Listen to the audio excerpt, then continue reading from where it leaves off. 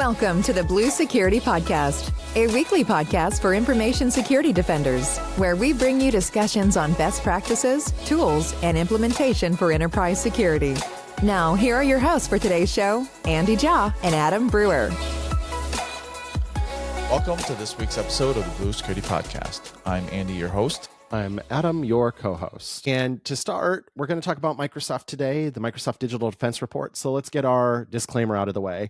Andy and I both work for Microsoft in our field security sales. However, we do this show outside of work on our own time and self-fund the show. The opinions we're about to express on the show are the opinions of Adam Brewer and Andy Jha, not those of Microsoft Corporation. And with that, on with the show. But first, I want to do a little follow-up from last week. Last week, we were talking about the Amazon Web Services outage. They had a global outage about a week and a half ago now, and we touched on it on last week's show. And I started off by saying, hey, I never sell against someone else's misfortune because in technology, what goes around comes around. I mentioned when CrowdStrike had their incident last July, I did not, as much as I wanted to, go around to customers and pitch Microsoft Defender for Endpoint. I did not do that because I know it's bad form. I'm not an ambulance chaser. And again, what goes around comes around. So I did acknowledge that on the show, but then I went in a little bit of a global outages are never acceptable diatribe, because with these cloud services, as much as effort and engineering effort and architecture design is put into creating services that are decoupled, that do not have shared dependencies, that are in different regions and different data centers and have isolation between them, for the most part, there shouldn't be a global outage. And I stand by those comments. A global outage is never acceptable, and it's not acceptable when Amazon does it. And hey, as it turns out, Microsoft got their turn in the sun a couple days later. Azure had a global outage earlier this week. And I want to start off just sharing my empathy with customers who were impacted by this and share my apologies and sympathies with them as well. It's not okay. I don't speak for Microsoft. I speak for Adam, but I work with a lot of great people at my customers. And whenever they're impacted, whenever they have to spend long days or late nights, I get that frustration. And so I do deeply apologize for it. So I felt like I stuck my foot in my mouth a little bit, even though I acknowledged, hey, what goes around comes around.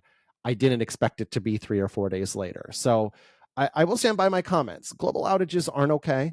I know if you look back at the time Azure Active Directory, now Entra ID, had 2 global outages in the year 2020. Now that was a tough year for many reasons, of course, with the COVID pandemic.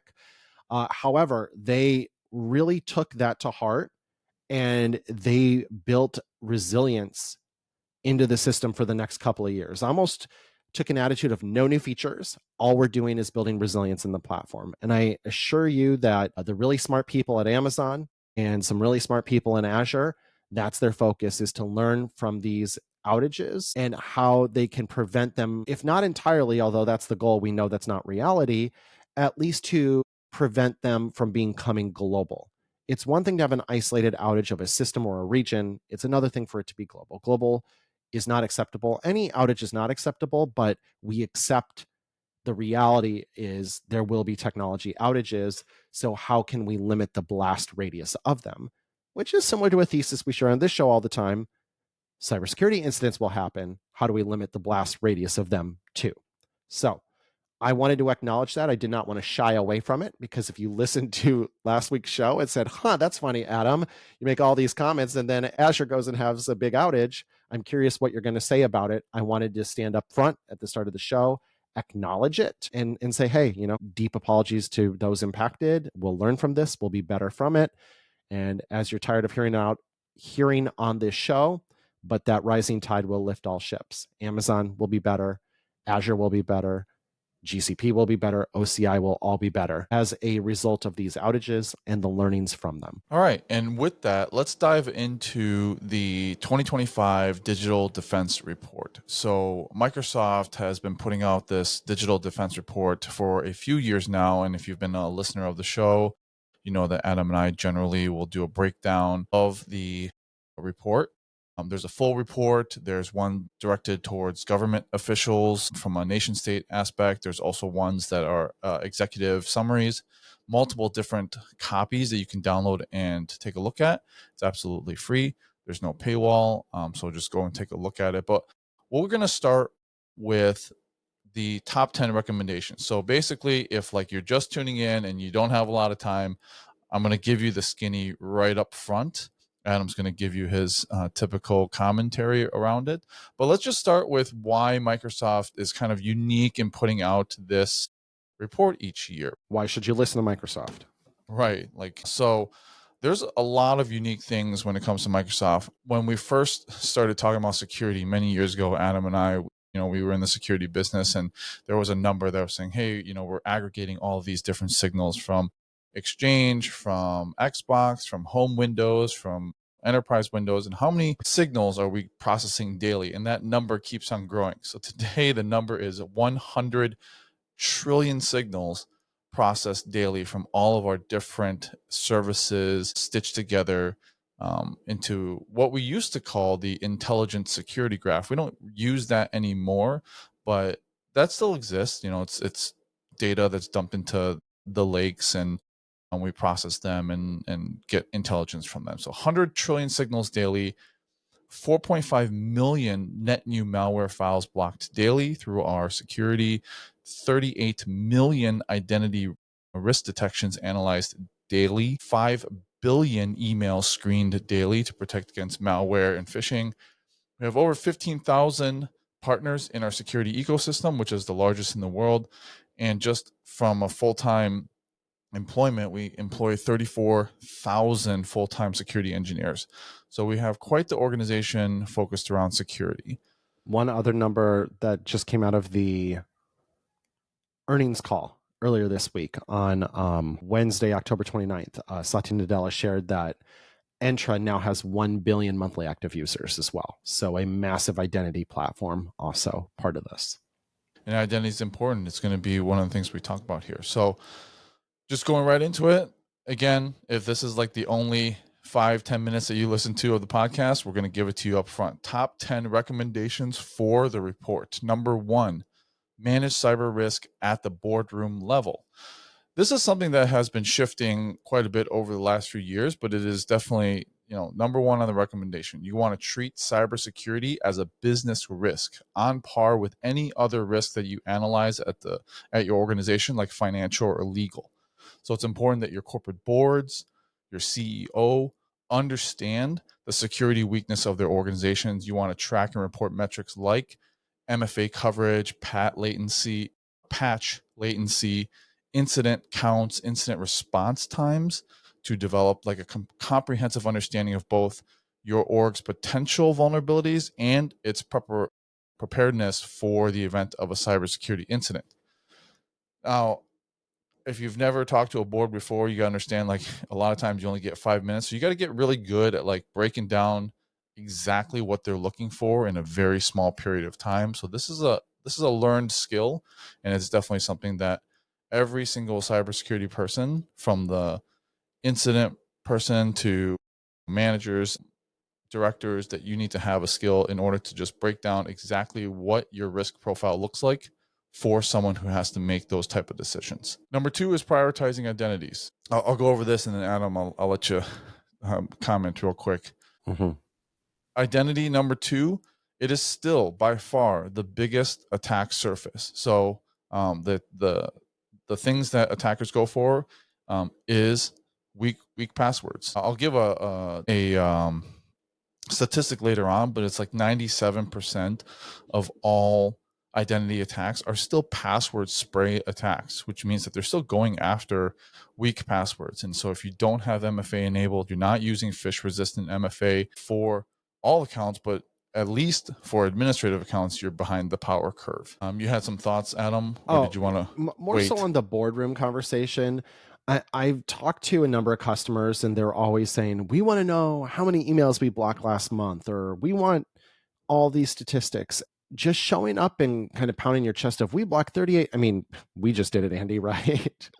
At the top here, 5 billion emails screened daily. The big numbers are great, but we need to get into talking about the actual risk to our business. So let's make sure we are advising the board fully, and to the point of the number one recommendation is treat it as a business risk, which means we need to have a holistic conversation around it, not just look what a great job we're doing. With the identities thing, we've been starting to say it on the show now. It's gotten to the point where just do phishing resistant MFA. Just get there. Go now. Don't do interim steps. Don't spin your wheels. Just get there. And so now our number two recommendation, deploy phish resistant MFA. So the next one is invest in people and not just tools. And I see this, not only at Microsoft, but at every, Amazon just laid off a bunch of people because of AI. And I think, it's this trend that we're seeing, but it's so important that you continue to invest in people and not just the tools. Cybersecurity is an entire org-wide effort. It's not just the cybersecurity folks, it's every single person, because we're only as good as our weakest link. And if that person in HR or legal is clicking on the things and they're not educated, then that's a risk to the organization. So find ways to upskill your workforce and make security part of your performance reviews. That's what Microsoft has done. Every single person at Microsoft, when it comes time for our reviews, has a portion on security and how we have improved either security for the company or for our customers. So that's part of our annual review. Culture and readiness, not just technology, are primary factors in both organizations' defenses and its resilience.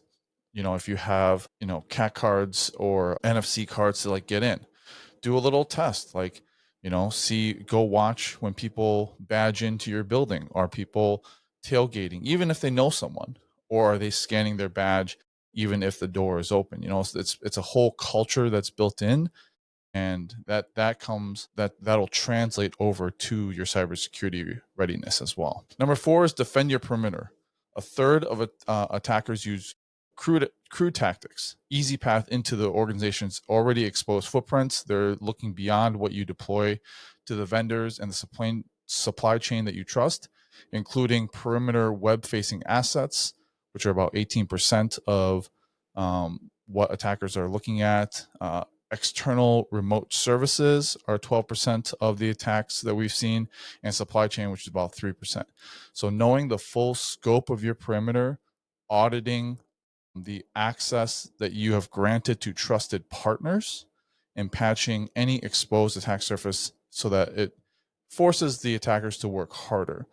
I think supply chain attacks in this report, you'll see, is still something that is a weakness. So you got to make sure that the partners that you've granted access to, if that person has left, they're not reusing the credentials from Joe Smith, who was here 5 years ago, and Joe Smith no longer exists. He's left that partner. And so you want to continue to audit something like PIM or privileged identity management, where you can rotate those credentials and make sure that they are expired at a certain point, and then grant new ones to the new partners is always something that you want to keep in mind. Both of these should be setting off bells in your mind on recent security incidents that have been made public, whether they have been compromised through people or whether they've been compromised through your extended perimeter, your supply chain, external vendors. Both of these have been leveraged to gain access to environments recently and highlight the criticality of them.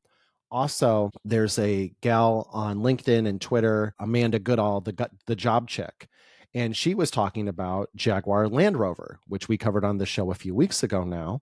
We mentioned they had a major cybersecurity incident. She tracked their hiring. And as it turned out, right before their cybersecurity incident, they had laid off a bunch of people in IT security. And then after the incident, they hired a whole bunch of people. Funny how that works. Sometimes cybersecurity just requires investment in people, because as great as tools are, and hey, we sell some great tools at Microsoft, you need people to run them. You need people to review them.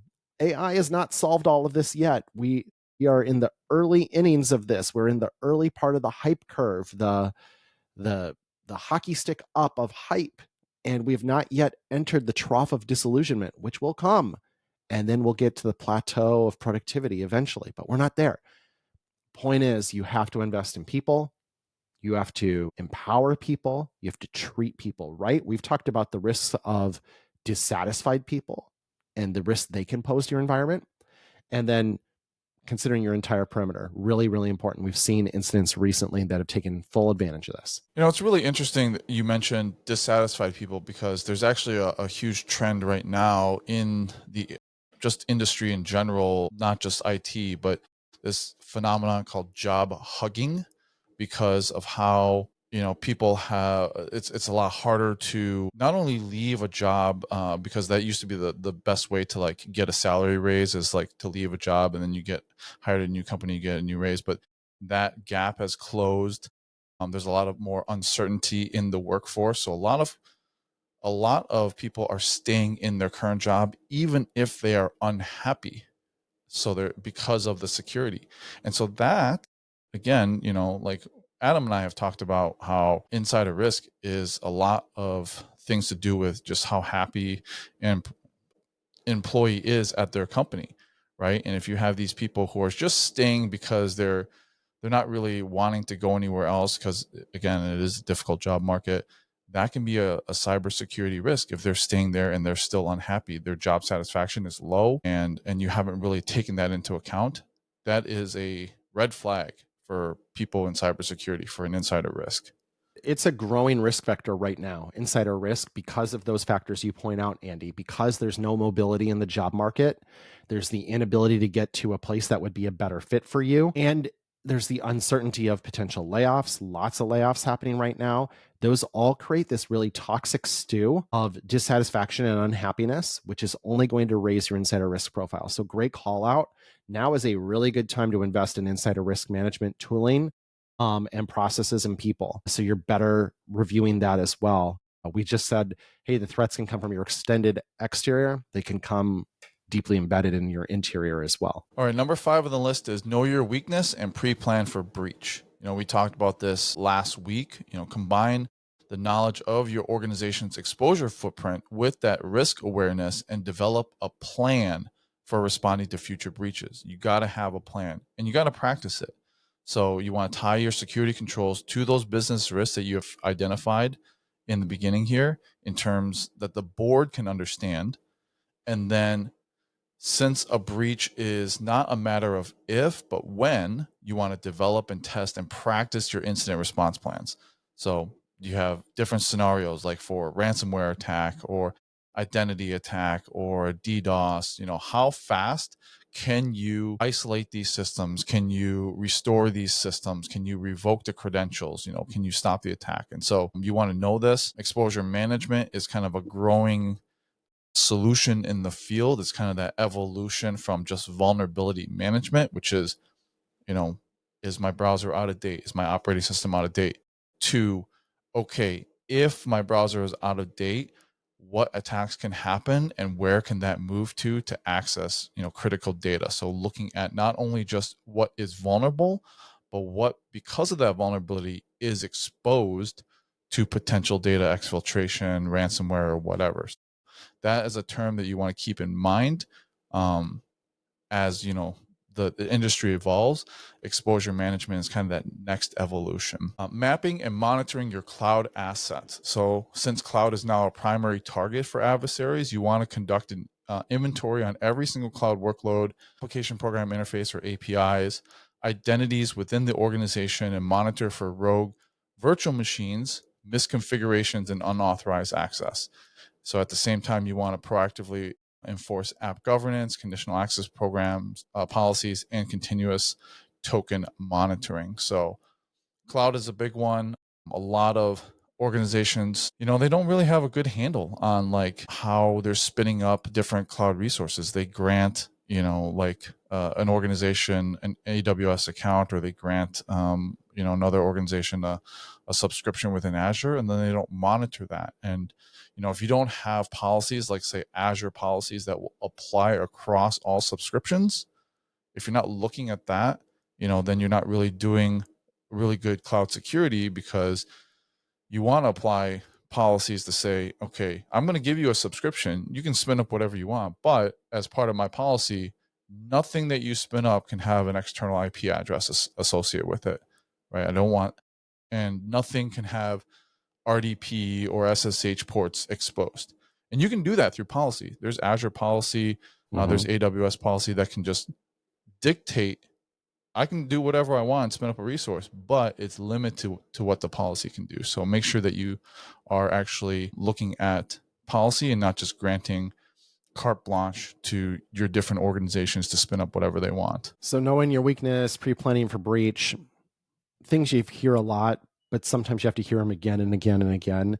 This is where you need to be briefing the board, like I just mentioned earlier, not just on your successes, but on your weaknesses. We're having a true conversation of actual risk or potential risk, not just looking for a pat on the back and a gold star. And if we're doing that, then we can have an actual conversation on what would we do if we need to clean rebuild this or that. What does our incident response plan looks like? Do we pay ransoms? Yes or no?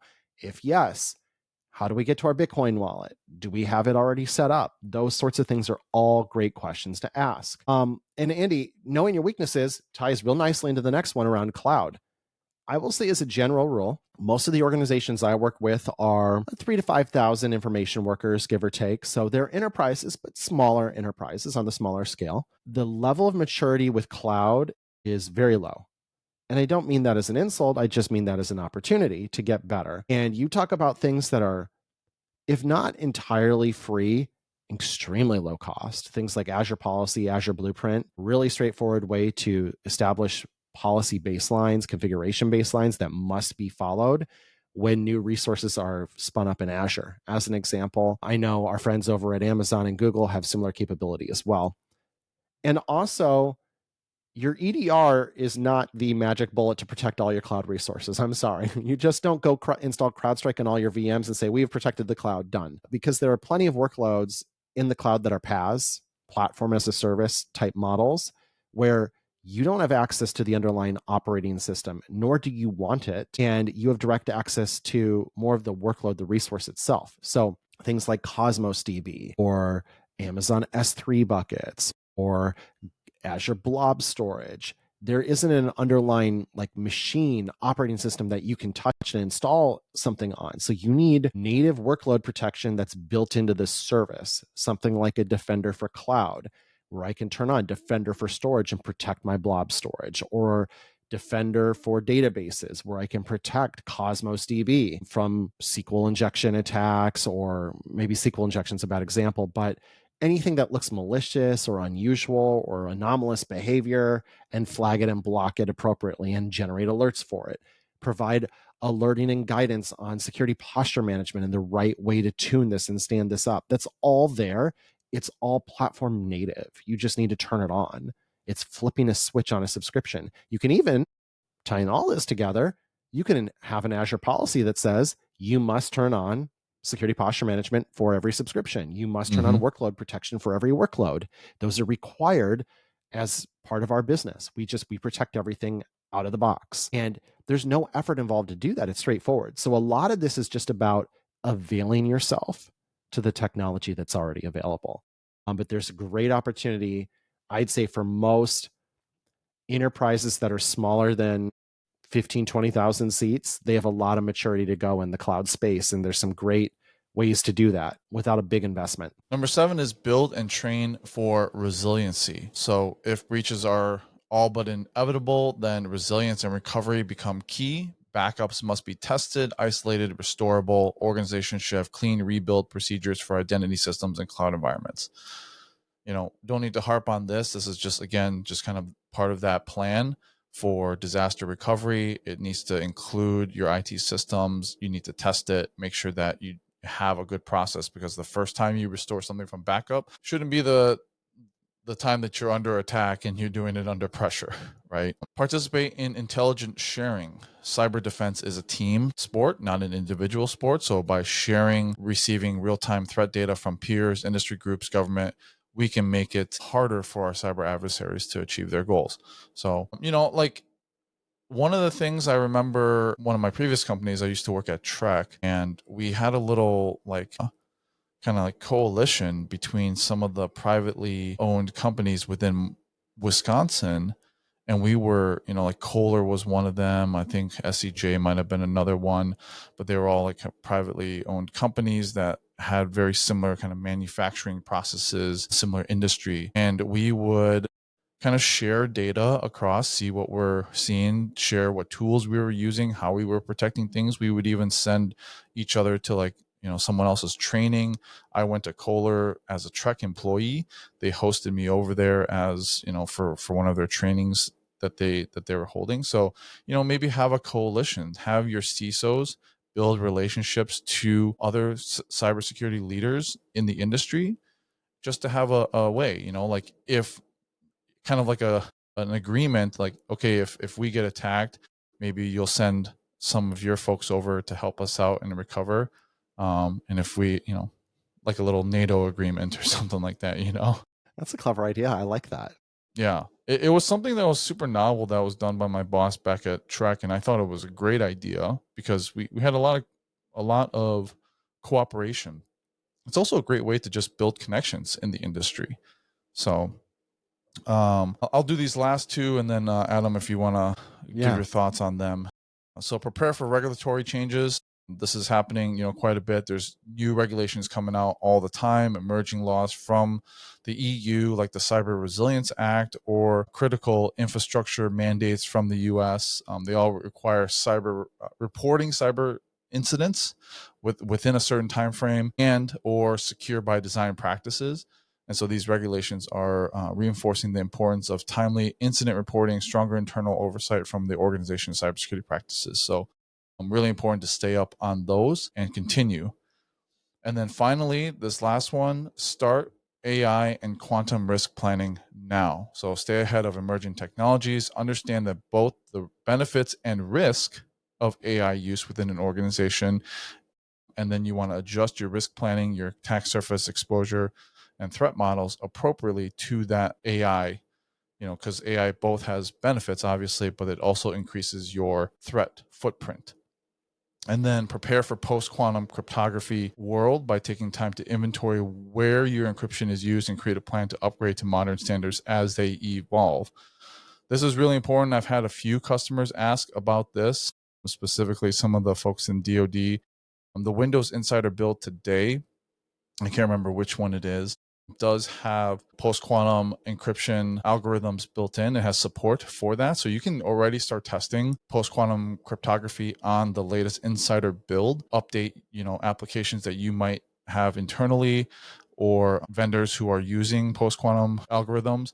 You can test that compatibility today. And so I know that it seems like it's far away, but quantum computing is catching up pretty quickly, and it's something that cybersecurity folks are going to have to deal with sooner rather than later. So lots here to unpack. We'll try to do it briefly. The resiliency one, that also hit for me, Andy, because we did a show on that based on a Swift on Security tweet, which is a great thesis, really. It's resiliency is cybersecurity. If you have resilience, you are set up to do well in cyber. It was just kind of basic things on hey, if a workstation gets knocked over, can you just flatten it and reinstall it and get that person up and running quickly? And that all talks to, well, what are your processes for that? Can you drop ship just a device straight from the OEM to the person?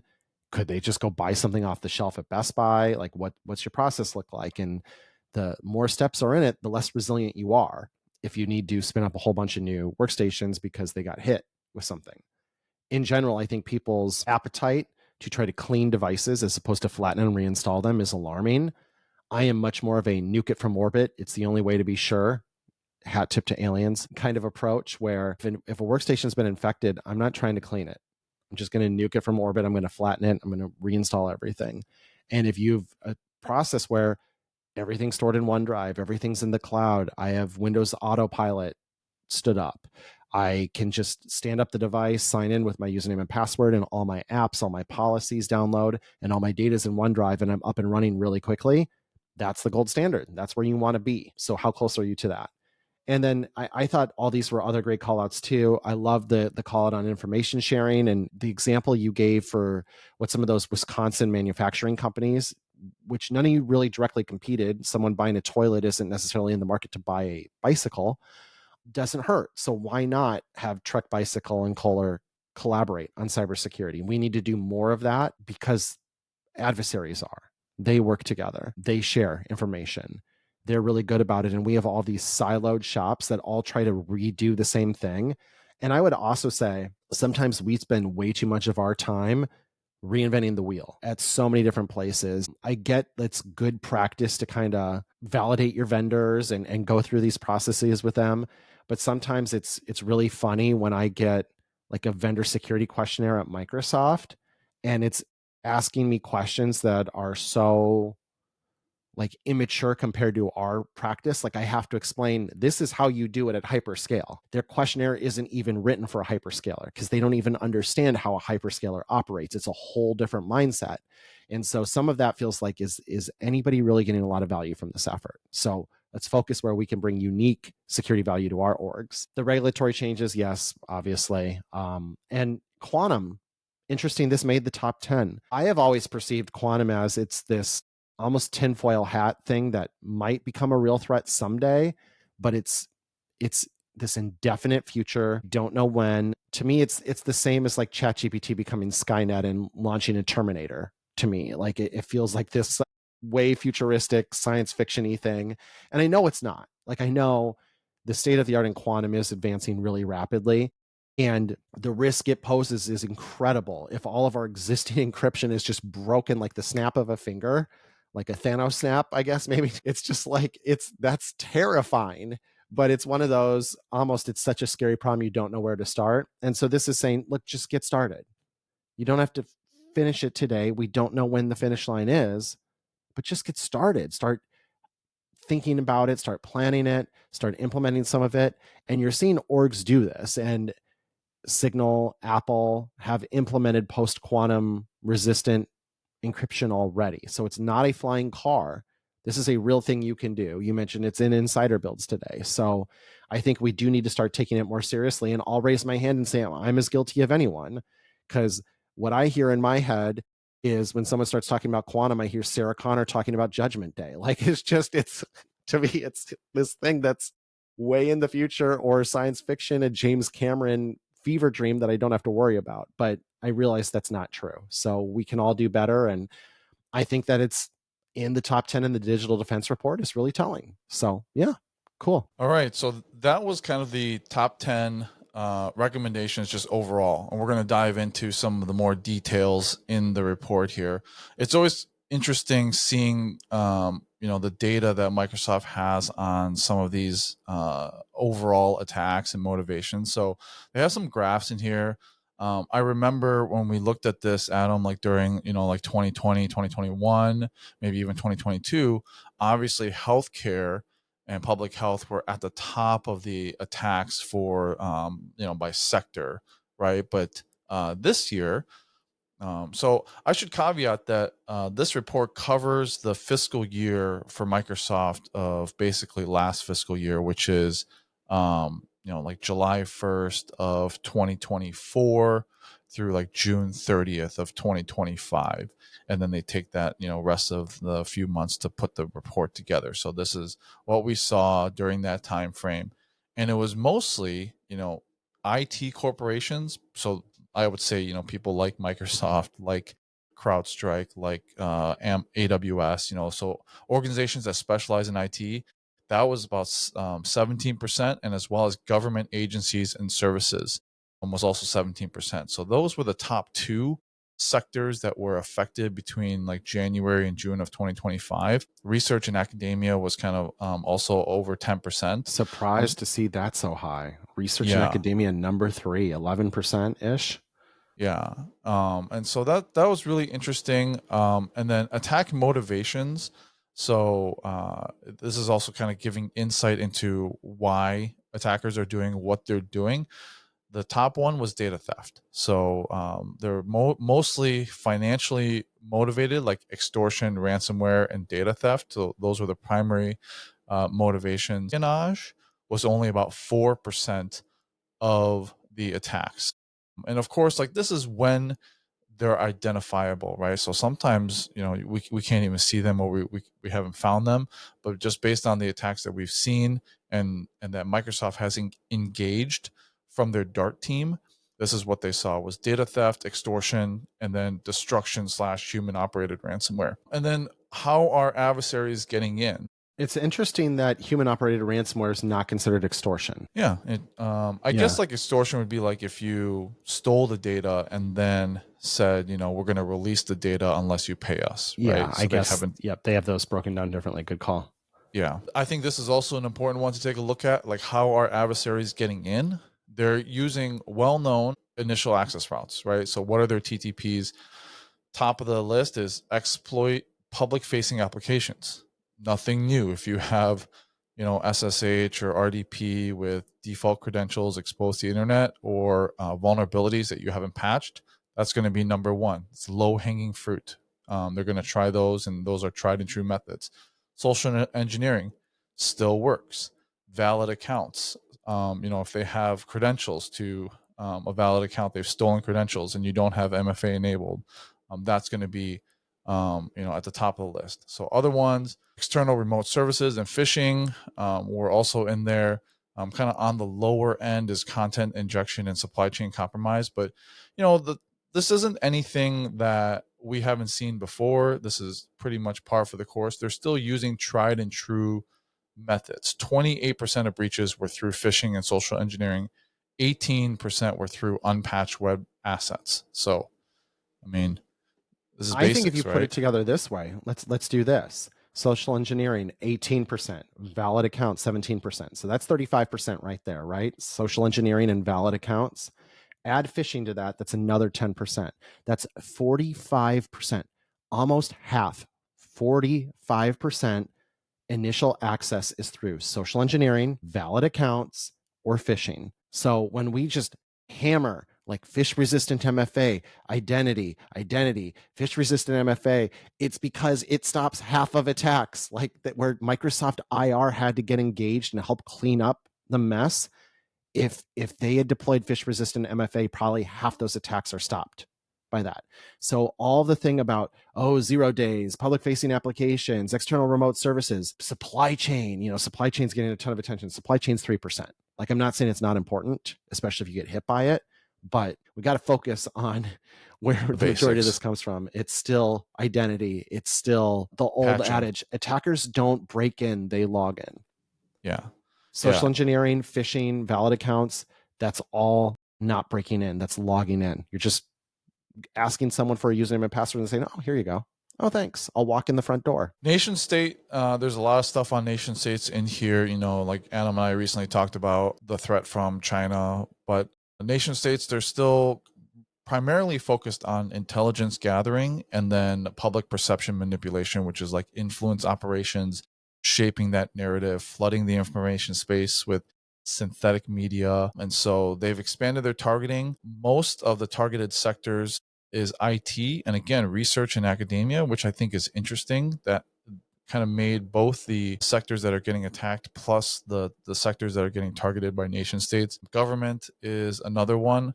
I'm really surprised to see kind of like defense, health, and energy, communications, transport, all of the things that I would think that nation states are focused on are really kind of low on the totem pole here.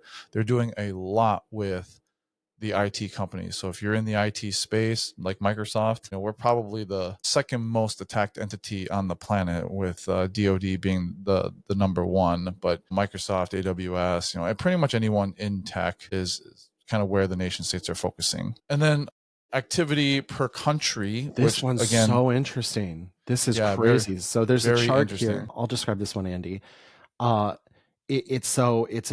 And you can see all these in the digital defense report, by the way. It is free, publicly accessible. We will link to it in the show notes, but we'll just try to describe this here.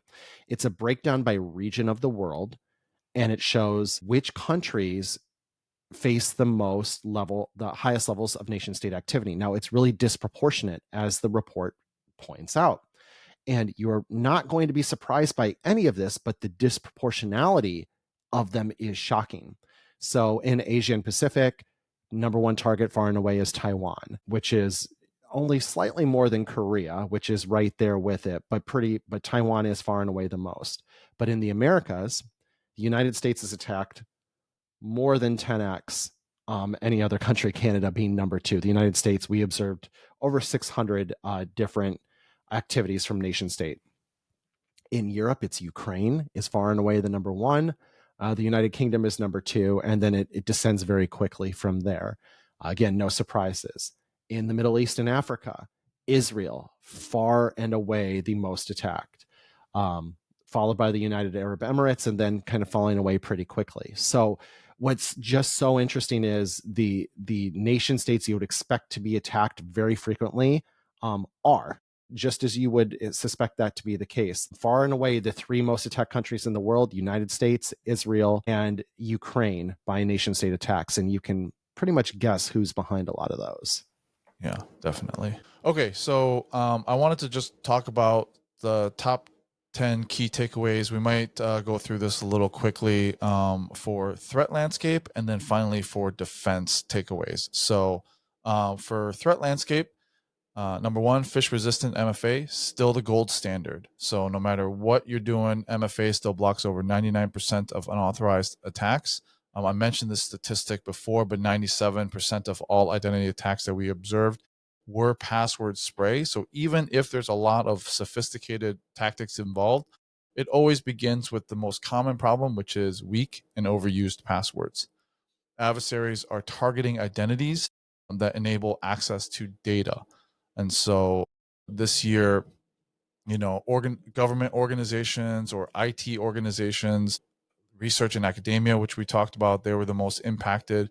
And the data that they're trying to look at are PII, personally identifiable information, which then enables them to attack further. They can take that email address and then spam that one if they get that data. Adversaries are using, again, diverse but well-known techniques. We talked about that. I thought this was super interesting as part of this one here.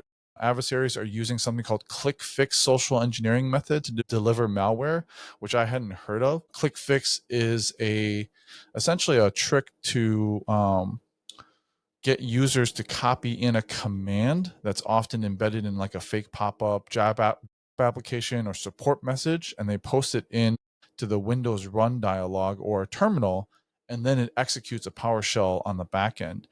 And these commands will pull malicious payloads directly into memory, which is then a clean fileless process, and it's invisible to a lot of traditional security tools. It was the most common initial access method that Microsoft Defender experts observed in the Defender Experts notification last year, accounting for 47% of all attacks. I thought that number was crazy. So because traditional phishing protections won't catch this click fix, you have to kind of move beyond static indicators and compromise and focus on behavioral signals. So I wanted to just touch on this real quickly. Microsoft recommends implementing the following specifically for these type of like kind of fileless attacks: awareness training for your users. Make sure that they know that pasting commands from unknown sources is just as risky as clicking suspicious links. You want to try to block script, enable PowerShell logging, and then use constrained language mode to limit abuse. Clipboard to terminal monitoring. This was never something that I ever thought of, but obviously pretty important here. Watch for any type of unusual clipboard activity, followed by shell launches like a cmd.exe or PowerShell.exe. Browser hardening, disable clipboard access and scripting in untrusted zones. And then finally, contextual detections. You want to correlate clipboard usage with downstream execution patterns to try to catch those. So I thought that was a pretty cool detail that was kind of buried deep in the report that I wanted to pull out and highlight there. I didn't know that's what ClickFix was. That's interesting. Attack methodology is convince users to copy paste stuff. And, they've been hammered, don't click things, don't click links, don't run attachments, but that has not come up in a lot of security awareness training that I've seen. I obviously know that inherently, but again, to someone who's non-technical, they may not understand the risk there. So that's, attackers are clever. They're always going to be finding new ways, and there they go. Do you want me to run off a couple here, Andy? Yeah, sure. Number 4, most attacks are for money and not espionage. So more than half of cyber attacks with known motives had financial objectives such as extortion or ransom, while only 4% were motivated solely by espionage. So although we do see cases where these nation states and other attackers are trying to gather information or intelligence, for the most part, financial motivations continue to rule the day. Data exfiltration is the norm, regardless of the motivations of the adversary. Accessing organizational data is now a primary goal, and we observe data collection in 80% of reactive engagements. Workload identities, number 6, those are under threat. So as organizations are going to start implementing phishing-resistant MFA and conditional access policies for your user identities, adversaries are going to start targeting, again, they're going to always find the weak spot, targeting identities and elevated privileges granted to service workloads like apps, services, and scripts that access cloud resources, because service-based workloads are often implemented with elevated privileges but weak security controls. So keep an eye on those workload identities. Adversaries are conducting destructive attacks in the cloud. So Microsoft has seen an 87% increase in campaigns aimed at disrupting Azure cloud customer environments through destructive actions such as ransomware or mass deletion. Additionally, over 40% of the ransomware attacks now involve hybrid components. So that's also, again, something kind of new. And that is something that I would kind of, again, expect like nation states are practicing, right? We talk about China and other nation states when they're trying to sow that chaos in preparation for maybe, a Taiwan reunification campaign.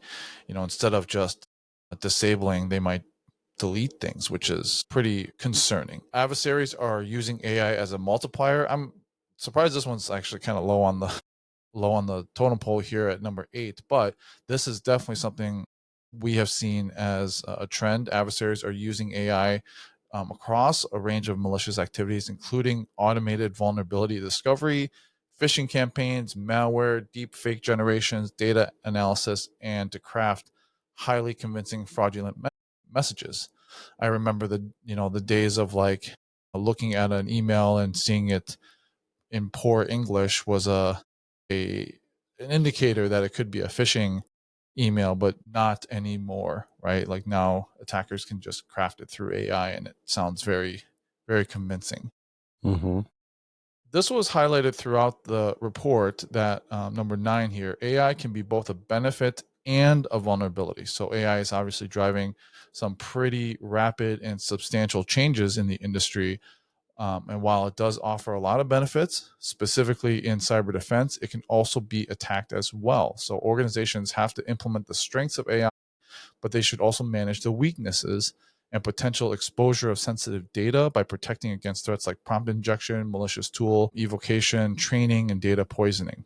And then finally, this one's called out one more time. Quantum computing has a lot of economic potential, but if used by malicious actors, it can threaten the encryption of sensitive data.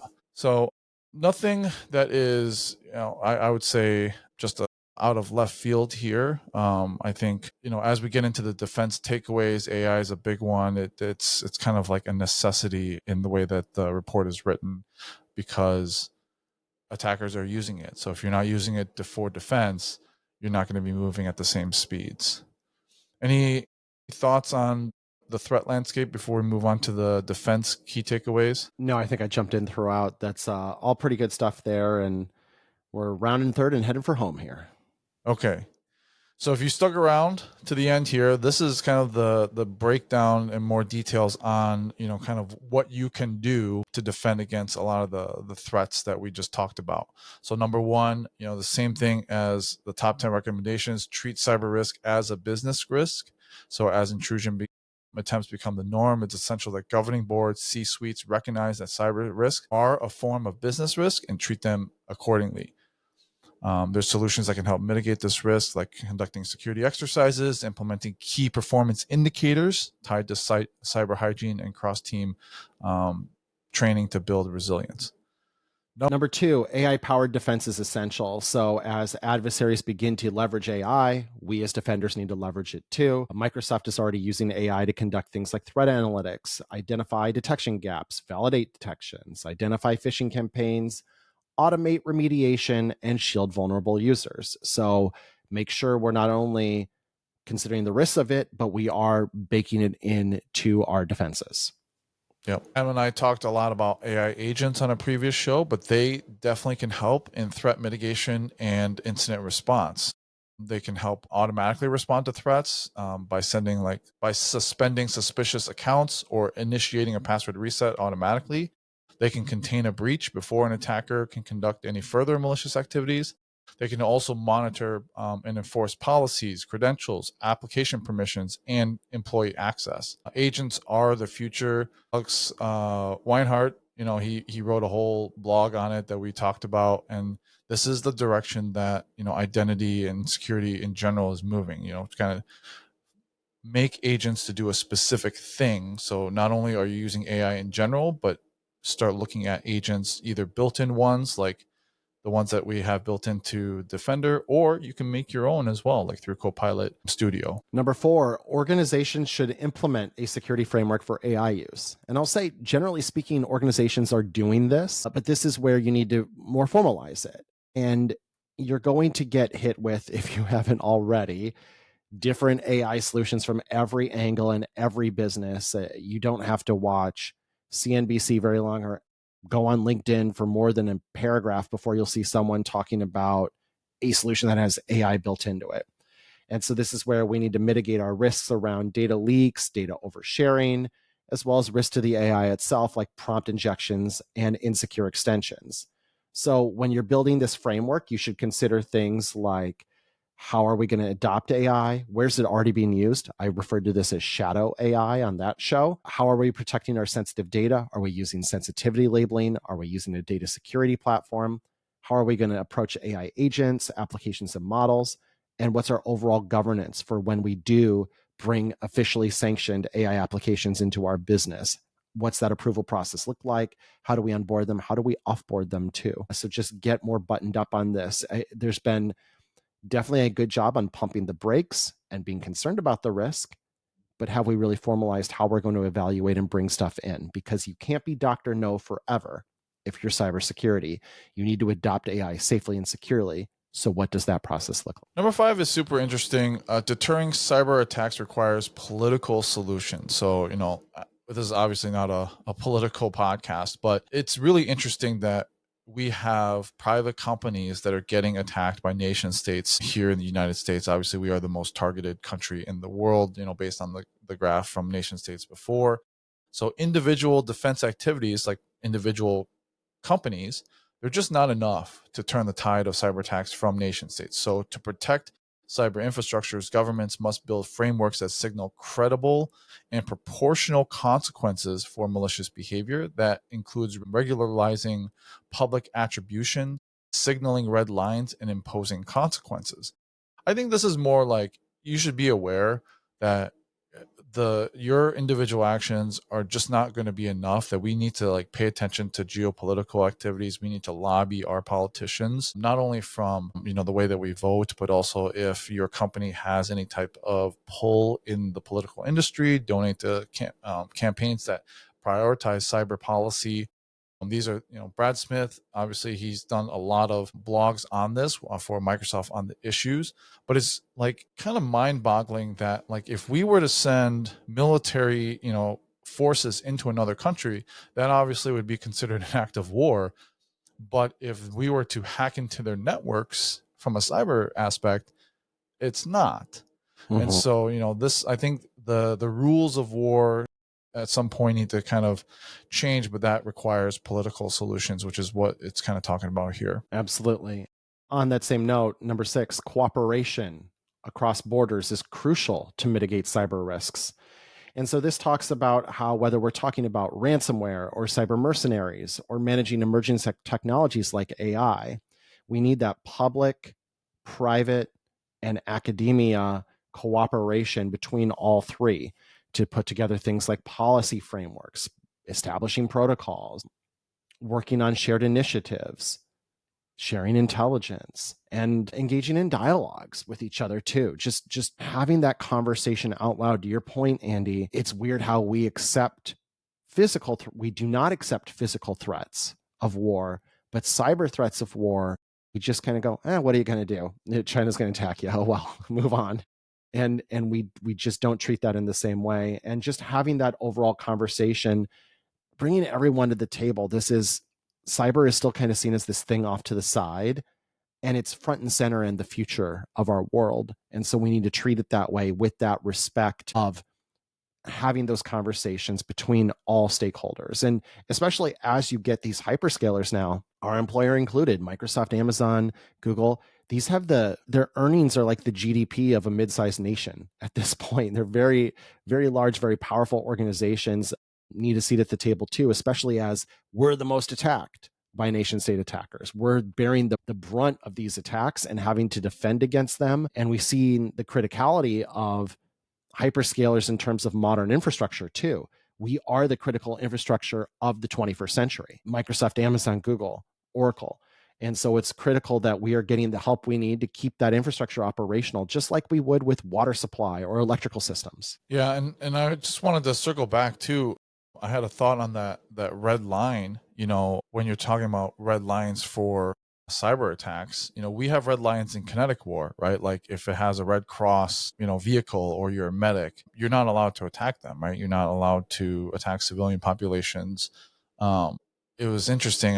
There was an incident at a hospital a few years ago, I think in the middle of Missouri or something like that, where they were under a cyber attack just randomly.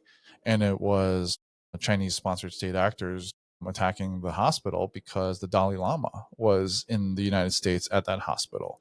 And so, like, not only do we don't really, we kind of tolerate cyber attacks more than like a kinetic war attack, we also don't have any of these like red lines. Like it's not like we say you can't attack a hospital, you can't attack a civilian population or a power grid that powers civilian population. So we need to have those conversations from more than just practitioner standpoint. These are obviously large geopolitical conversations, but super interesting. Resilience must be woven in by design. So again, given persistence of cyber threats, it's important that your systems are designed to anticipate, withstand, recover from, and adapt to disruptions.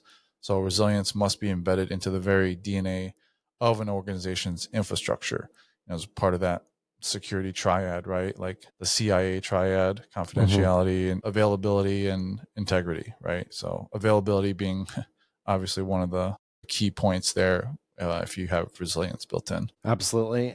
Number 8, public-private collaboration is the key to disrupting cyber crime ecosystems. So we've seen successful operations like when the Luma Stealer takedown happened that demonstrated the power when we coordinate legal, technical, and operational strategies across sectors. They can disrupt these malicious infrastructure and protect critical assets. And so that's really, really helpful. Let's more of that, please, where we're working together to take down these cyber criminals in the future. Because as we mentioned earlier, the majority of motivation for attackers is still financial. And so if we can break that financial motivation because it doesn't pay, crime doesn't pay, kids. Like if we can get to that point, then we'd be in a better place. So that's where we need to continue that public-private collaboration on bringing cyber criminals to justice. Number 9 here, governments are moving away from voluntary compliance towards cyber requirements. I do think this is a good thing. Like some people argue that they don't want government oversight, but sometimes things don't get done unless there's actual requirement to do it. So this is happening across the globe. Governments are accelerating their efforts to manage cyber risk through new laws and regulations. And in particular, they're moving from voluntary guidelines to enforceable standards that emphasize accountability, risk management, and timely incident reporting. And at the same time, to maximize their effectiveness, governments also must pursue harmonized risk-based approaches that promote interoperability and reduce duplication across borders. So, I think this is a good thing. People will do what they're told. And I see this actually a lot in the military. They will do the bare minimum as long as it satisfies the requirement, right? If you have a requirement to do something, it will get done. And so sometimes you just need that nudge to say, this is where the baseline is going to be, and you got to get here. Right. Absolutely. And I think that last thing was calling out, to maximize their effectiveness, governments must pursue harmonized, and here's the part that caught my eye, Andy, risk-based approaches, because we still are dealing with the scourge of different regulations requiring password rotation. And we're still dealing with that to this day, where you go, oh my gosh, why are you still rotating passwords? Well, because regulation 7B67 section 2-5 requires, like, are you kidding me? No, stop doing it. So we do see a very visceral way where regulation can be harmful too, if it's not harmonized and it's not modernized and adopting risk-based recommendations, because password rotation does not align to any of that. So anywho, last and not least, organizations must prepare for quantum computing. We talked about this earlier, but again, quantum computing does pose a serious threat to current cryptographic systems. We talked about it. When quantum computing hits that kind of magic threshold, which will come at some point, we just kind of don't know when, everything we know about cryptography changes. Everything we think is safe and protected and unreadable is now wide open. That's really scary. The good news is it does seem like we've got time, but we need to leverage that time. We need to use it and take advantage of it and start adopting post-quantum technologies that can protect us. So organizations should inventory your cryptography, your keys, certificates, and protocols, and you need to establish a roadmap to replace those vulnerable algorithms with PQC standards as they become available. Microsoft has established the Quantum Safe program to achieve quantum readiness by systematically integrating post-quantum cryptographic algorithms into our services. So we're working on it. It needs you to do your part too. We got to take it seriously, even though we don't have a hard deadline. We know it's coming. So let's all get after it and start to adopt these post-quantum computing algorithms and encryption techniques moving forward. Yeah, and again, it sounds like it's a while away, but the work has to start now. There's a lot of work to do too. Yeah, exactly. Yeah, and I think so. Here's a date for you in mind. Multiple governments have published guidance and requirements to spur the transition, and most are identifying 2035 as the deadline to complete that transition. So in the United States, the EU, changes to some of those high-risk systems need to be made by 2030, and in Canada and UK, the date is 2031. So that's not that far away. I mean, like in terms of like IT, 5 years, it's like a blink of an eye. And 2035 is the date that like the United States government has said this is when it has to be done. And so in all these organizations, that's the timeline.